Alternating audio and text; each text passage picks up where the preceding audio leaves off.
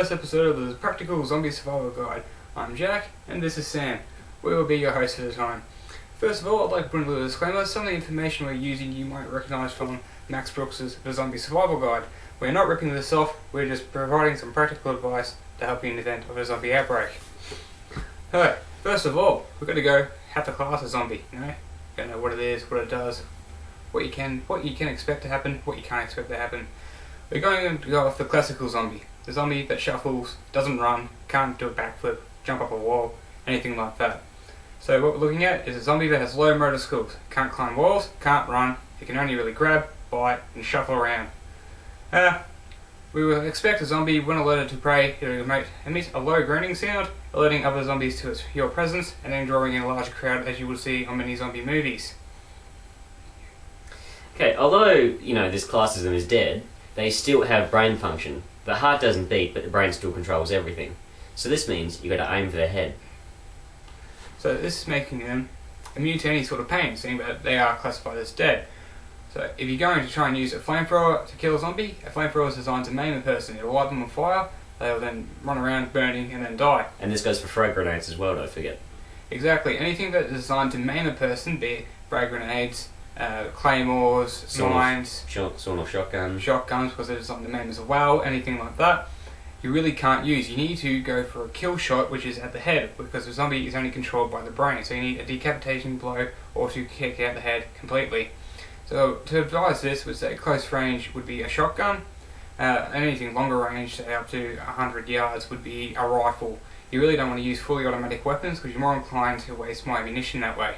Unless it's semi-automatic, of course.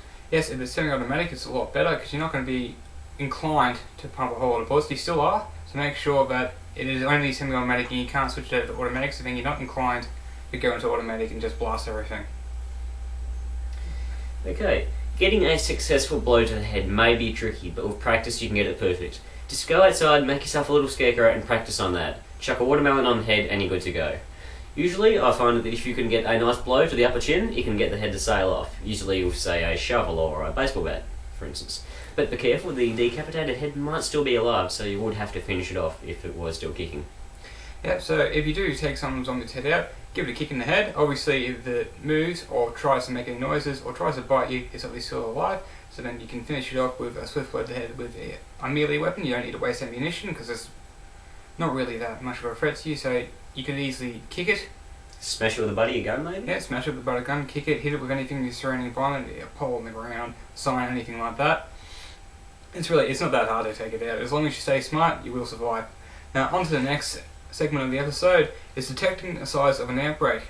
We're going to go in 4 categories. We're going to have small, medium, large, and tremendously large, a whole city. So a small category would be a small country town, say a population of around a couple thousand, so about the size of Mafara if you live in Australia or in Victoria.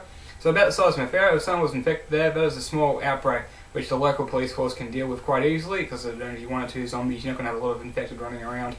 And if you're moving on to a larger outbreak, say a medium class outbreak, you'd be looking at the size of, say, Echuca. That would be a large outbreak. So Echuca having around about 10,000 people, it's a lot easier for a zombie to hide.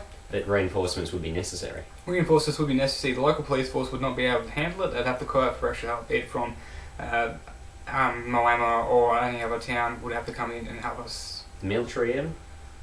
Yeah, definitely. The military could come in but that's what you're looking at for a more larger outbreak. True.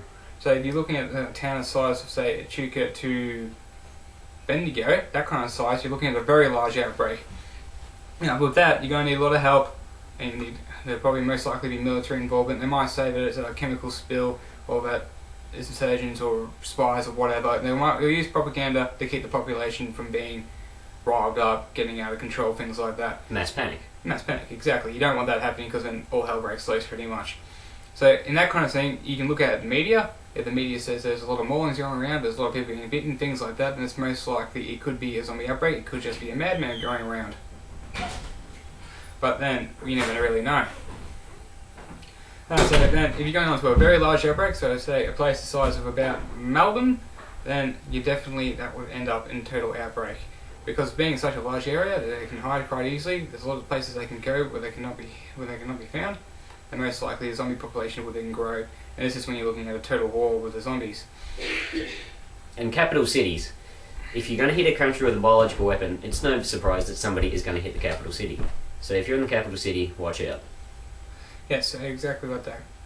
So if you're going to find a capital city and there's a lot of zombies there, most likely it's going to be a full-scale outbreak, and that you're most likely not going to be able to get out. You're going to have to fight your own survival. Okay, now for the Q&A section. If you have a question about zombies, you can email them to us at our Hotmail site, practicalzombiehelp@hotmail.com. Okay, this one is from Richard Cranium at woodhahahardwood@gmail.com. If you're stuck in France when a zombie outbreak occurs, do French zombies surrender as quickly as French people? Also, can you pimp slap zombie hookers into submission? Finally, is it okay to distract Michael Jackson's walking corpse with children will escape? Jack? Well, a French zombie would be like any other zombie. It might give up a bit easy, you don't know. But most likely, its crave for flesh will be overwhelmed its desire to give up.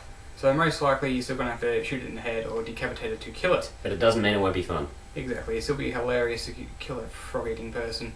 Anyway, on to hooker zombies. It's pretty much the same thing, except they most likely won't be wearing any clothes.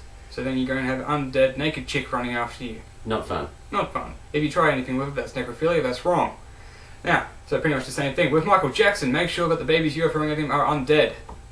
Because it's just not cool throwing live children at him. No, if you have a caged undead baby, throw that at him, it'll most likely distract anything you can go off, or even better, shoot him in the head or hit him with a shovel, then he's dead for good. So that covers our first episode of the Zombie Outbreak Survival Guide. So pretty much, as I said before, we took some ideas from Max Brooks' Zombie Survival Guide, so we're not ripping them off, please don't say that. And pretty much, if you want to email us, it's practicalzombiehelp@hotmail.com. The practical has 2 L's, the extra L's for limitless, it's hyphenated so it's one word. And that is all.